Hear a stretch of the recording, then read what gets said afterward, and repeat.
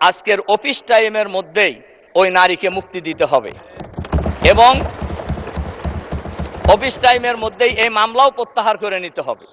এই গ্রেপ্তারের মধ্য দিয়ে ফ্যাসিবাদী সরকারের পূর্বাভাস পাওয়া যায়, অথচ এই সরকার তো গণতান্ত্রিক সরকার। নাদিম নামে এক ব্যক্তি ফেসবুকে সরকারের কিছু পরামর্শ দিয়েছে, সমালোচনা করেছে। সেই সমালোচনা বিএনপি জামাত উভয়কেই করেছে এবং তার এই ফেসবুকের স্ট্যাটাসের দিয়েছে, কি বলে, শেয়ার দিয়েছে একজন সাউদা সুমি নামে এক নারী।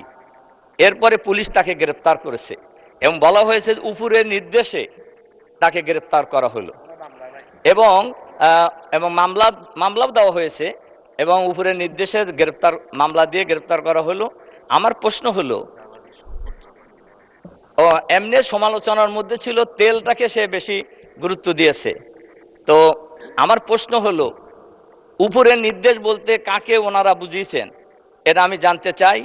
আর এর সাথে সাথে আমি মাননীয় স্পিকারের মাধ্যমে সরকারের কাছে আহ্বান জানাতে চাই, আজকের অফিস টাইমের মধ্যেই ওই নারীকে মুক্তি দিতে হবে এবং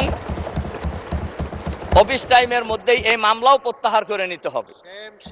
তার কারণ এই গ্রেপ্তারের মধ্য দিয়ে ফ্যাসিবাদী সরকারের পূর্বাভাস পাওয়া যায়, অথচ এই সরকার তো গণতান্ত্রিক সরকার।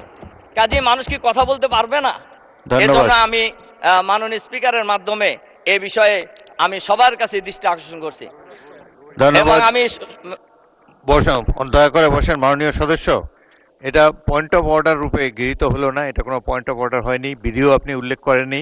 তবুও যেহেতু আপনি বিষয়টি বলেছেন, আমাকে বিরোধী দলীয় নেতা এই বিষয়ে আমার সাথে যোগাযোগ করেছেন, এই সমস্যাটি সমাধান করার জন্য চেষ্টা করেছি। এইভাবে আলটিমেটাম সংসদে বসে বাইরের রাজপথে যেটা দেওয়া যায় সংসদে এটা দেওয়া তো সম্ভব নয় এবং বিধি অনুসারে আপনি প্রয়োজন হলে প্রস্তাব আকারে নিয়ে আসবেন।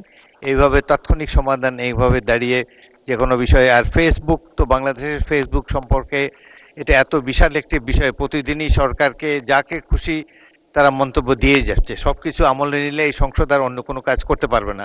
তবুও মাননীয় বিরোধী দলের নেতা আমাকে বিষয়টি জানিয়েছেন, আমরা বিষয়টি খেয়াল করছি। এ ব্যাপারে আমরা প্রয়োজনীয় ব্যবস্থা গ্রহণ করার উদ্যোগ গ্রহণ করব।